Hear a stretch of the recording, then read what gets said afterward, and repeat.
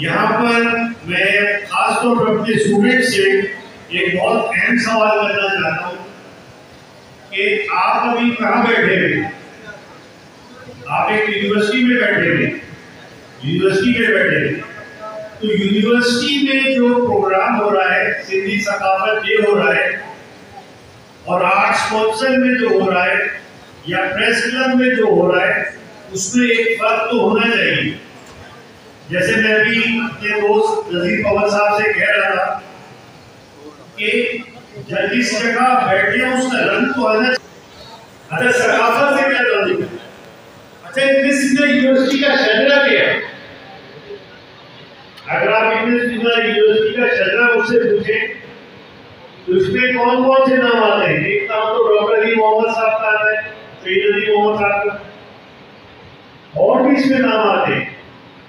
इसमें अगर आप कहेंगे तो मैं आपको कोई की किताब में भी दिखा दूंगा।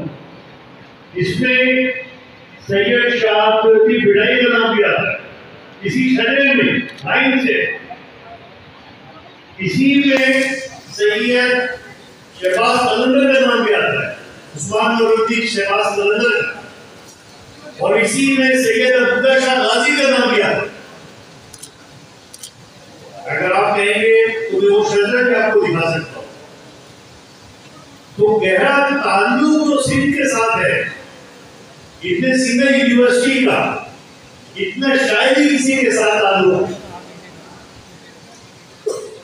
यानी ये देखिए, हम समझते हैं कि सिस्टम हम बना रहे हैं, वाकया, हालात, इत्तेफाकात, हादसात, पार्टीशन, कलर, लेकिन जो ऊपर बैठा हुआ सारा मास्टर प्लानिंग कर रहा है,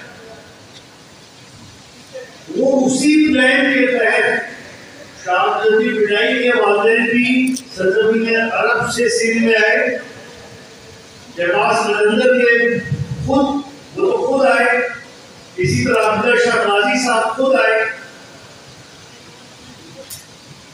सकाफत होती क्या चीज है? ये बहुत बड़ा एक है, इस पे गौर करना चाहिए। लेकिन मैं अपने बच्चों को दो किताबों के नाम बता रहा हूँ, ये 19वीं सदी की किताबें। अगर आपको सकाफत को समझना है, करण सिंह साहब, सकाफत बच्चों को पढ़ानी चाहिए। मगर मैं दो किताबों के नाम लेता हूँ। एक 1884 में लिखी गई थी किताब है, और उसका नाम है origin of families, state and private properties.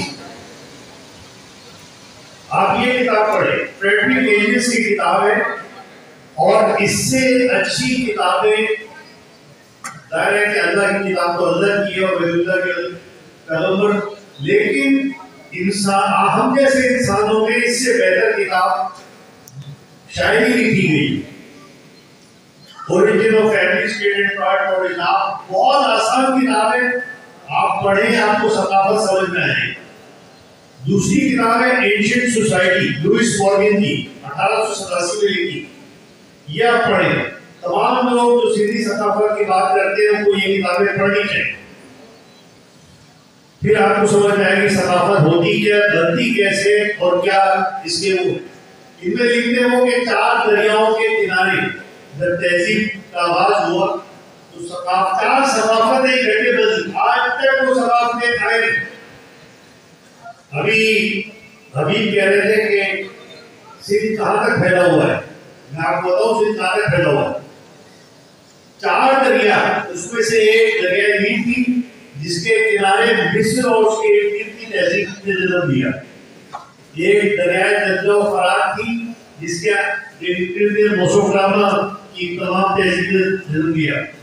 एक हुआंगू जिसको येलो रिवर कहते हैं चीन में, जिसके गिर्द तमाम फार ईस्टर्न सिविलाइजेशन ने जन्म दिया। और चौथी है दरियाए सिंध, पूरे बड़े सगीर की, यानी पूरे बड़े सगीर में अगर आप ये समझते हैं कि दिल्ली और बॉम्बे और ये सब चीजें जो है, ये सारे के सारे दरियाए सिंध के उसमें आते हैं। पहली आगाज जो तहजीब का वो यहाँ से हुआ।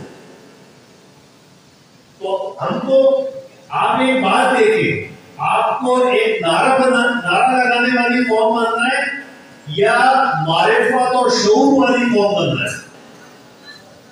इस सवाल का जवाब तो आपको फैसला करना पड़ेगा ना। अगर आपको इल्म और शऊर और मारिफत वाली चीज बननी है तो चीजों की गहराई में गौर करना पड़ेगा। अभी खुशबू बेटी ने इतना अच्छा हमें गीत सुनाया, माशाल्लाह, बहुत बहुत शुक्रिया आपका। उससे पहले जोगी साहब ने बड़ा अच्छा अपने फन का मुजाहरा किया। ये बड़ी अहम चीज है। आप लोगों ने आगे डांस किया, यहाँ पर साहब ने भी डांस किया, ये बड़ी अच्छी चीज है। लेकिन मामला यहाँ पे खत्म नहीं हो जाता क्योंकि आप यूनिवर्सिटी में बैठे हैं। मामला इससे आगे अक्ल, इल्म और शऊर और मारिफत तक जाना चाहिए, वरना फिर ये इब्न सीना यूनिवर्सिटी का यौम सकाफत नहीं रहेगा, फिर आप स्पॉन्सर का यौम सकाफत बन जाए।